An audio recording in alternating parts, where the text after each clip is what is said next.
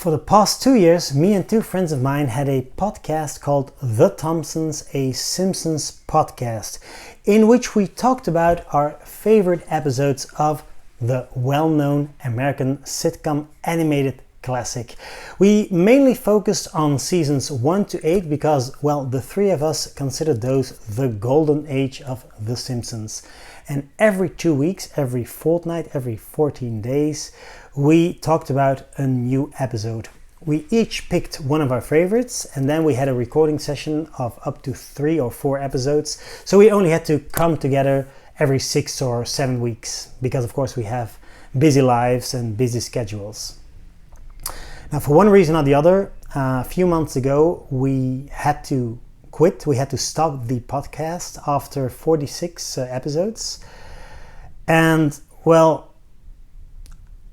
we never had time for a goodbye episode, for a final episode, a capper episode. And I thought it was a bit, well, saddening that we had quite a few listeners that were very engaged and very kind and gave feedback and supported us. Even came to one of our, well, we had 2 live shows on the Facts Ghent convention. I thought it was a bit sad that we never had a proper send-off episode, one final episode to wrap it all up. So let's do it now. I'll just take it upon myself to thank the listeners for 46 great episodes, and let's do one final The Thompsons, a Simpsons podcast, because we never talked about a very, very legendary one. I think we were trying to keep it for, let's say, when we had a cool guest star, but well, that never came to fruition. So let's just do it now. Let's talk about Season 8, the second episode of Season 8, You Only Move Twice. Yeah, I can see the laughter and the glistening in your eyes when you just hear the title of the episode. You Only Move Twice, the Hank Scorpio episode. One of at least 4 or 5 episodes featuring the great Albert Brooks, whom you may know from Taxi Drive, or Marlin, the father of Nemo in Finding Nemo. Albert Brooks has a great range as an actor, also as a voice actor, also as a funny guy. And as Hank Scorpio, he shines once again as a, let's say, sort of super villain, Ernest Blofeld-esque James Bond type of guy. His nemesis is even called James Bond, but of course with a T.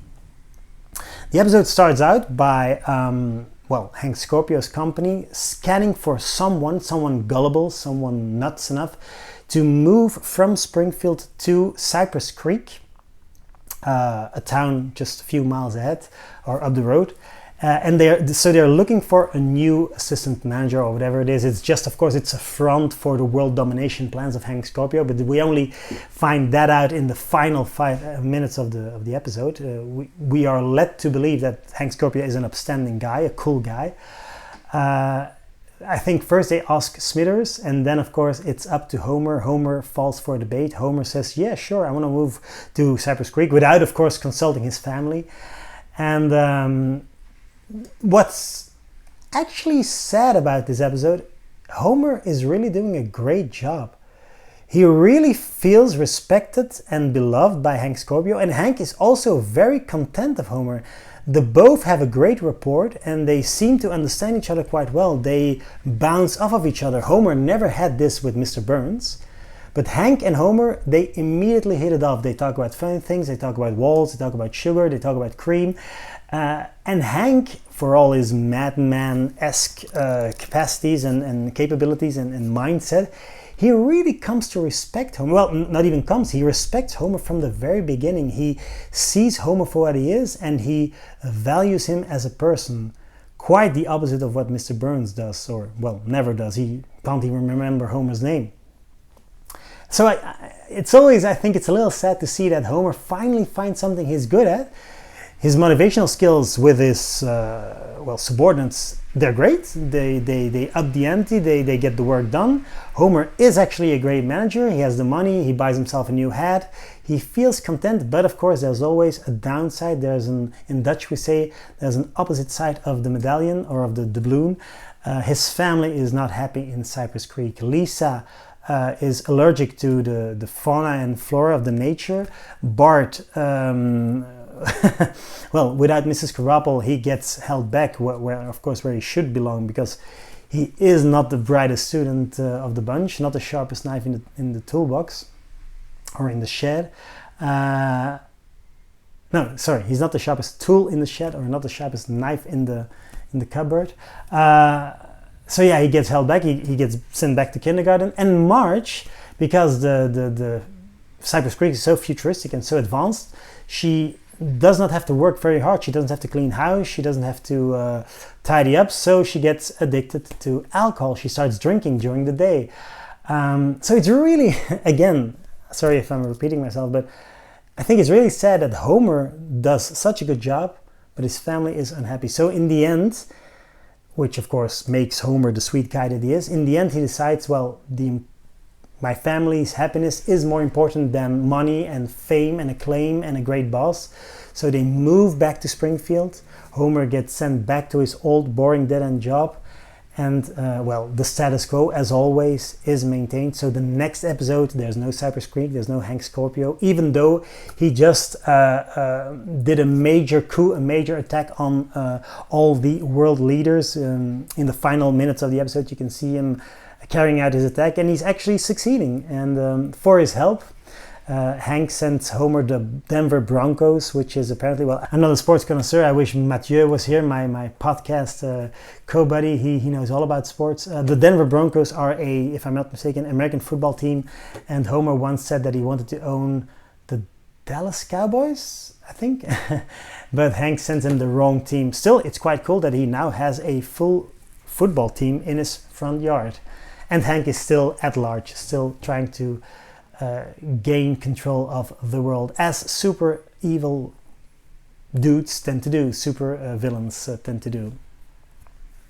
And thanks to Homer, he even captures James Bond, for which a new story will be added to his house. I saw You Only Move Twice originally. I think the first time was in 1998, when the Belgian television channel VT4, Viking Television 4, aired it. Back in the day, on Saturday, we got the new episodes, so this was always something to look forward to. So season 8 was the first new season that I got, because I was a late adopter. I didn't really get The Simpsons back in the day. It started out in 95 in Belgium, so for the first 2 years I was a little apprehensive. I didn't get the hype. And then by 1997 I was a full-on big fan. So I saw You Only Move Twice on VT4 the first time. For the first time. Great episode, of course, an immediate classic, an instant classic, and it still ranks up very high. I think it's one of the top 10 episodes of all time, according to many fans, in the same vein as Last Exit to Springfield, which one am I forgetting? Marge versus the Monorail. Well, those kinds of milestone monoliths, instant Simpsons classics that, well, any Simpsons fan knows by heart and can quote by heart. Then, of course, it came out, when was it? In 2000 and, let's see, I think in 2007 we got the DVD box set, so it came on this, in this weird Maggie head. Was it 2007? Let's see, there should be a copyright. Why isn't there a copyright? 2006. Okay, so season 8 came out in 2006. I bought it for just €5, sealed in Paris, of all places. This is the UK version, as you can see by the 12 rating. I'm not the biggest fan of these collectible head box sets, but yeah, what are you gonna do? And I never mailed or called Fox to get a replacement cardboard case. Now, sadly, last year I noticed that there's one of the 4 discs is scratched, and quite horribly scratched, which is weird because I don't know if you can see it. Can you see it? There's a sort of you can pick up the ring. So the middle of the disc won't play anymore, or from the middle of the disc it won't play anymore. So I'm losing at least 2 or 3 episodes. Luckily, just last month, really recently, I found a normal cardboard season 8 in a thrift store in Belgium for just, what was it? I I thought it was just €2. So that's a great deal. Now I finally have a complete season 8 again. And of course, because I am a nerd, I'm going to keep both versions because, yeah, it is nice to have them. Then, let's look at the stuff we may have missed from my trusty Simpsons, A Complete Guide to Our Favorite Family. So it says here, Hank Scorpio is the president of Globex Corporation. His interests are world domination and fun runs. He dislikes being called boss and he dislikes walls. His nemesis is James Bond with a T. He invented wearing jeans with sports coats and his prized possession is the Doomsday Device. And then the stuff we may have missed. Many of the students at Cypress Creek Elementary resemble the students at Springfield Elementary.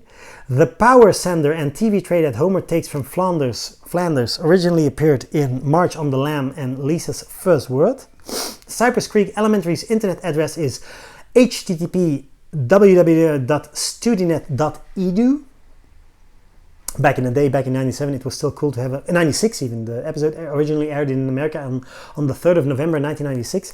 Back then, it was still cool to have an email, an internet, a URL. Homer buys his autographed Tom Landry hat at the store called The Spend Zone. And last but not least, Homer is disappointed with Scorpio's gift of the Denver Broncos, despite the fact that he requests to be John Elway when the family is given new identities as a part of the Witness Relocation Program in Cape Fear. Cape Fear, by the way, also one of those top 10 episodes. Let's see if there's any cool, great quotes to quote. Mr. Scorpio says productivity is up 2% and it's all because of my motivational techniques, like donuts, and the possibility of more donuts to come. Hank says, Homer, on your way out, if you would want to kill somebody, it would help me a lot. We have roots here, Homer. We have friends and family and library cards. Bart's lawyer is here, which is Marge protesting the move to Cypress Creek. Don't call me boss. Don't call me that word. I don't like things that elevate me above the other people. I'm just like you. Oh, sure, I come later in the day, I get paid a lot more, and I take longer vacations, but I don't like the word boss. And I believe this is all ad-lib by Albert Brooks because he's a master ad-libber. He invents funny lines as if it's nothing. Let's do one more. Scorpio's video conference with the UN. Good afternoon, gentlemen. This is Scorpio. I have the Doomsday Device. You have 72 hours to deliver the gold, or you face the consequences. And to prove that I'm not bluffing, watch this. Oh my god, the 59th Street Bridge. Maybe it just collapsed on its own. We can't take that chance.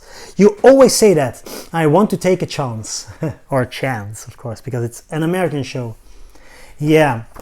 You only move twice. What a great, great episode.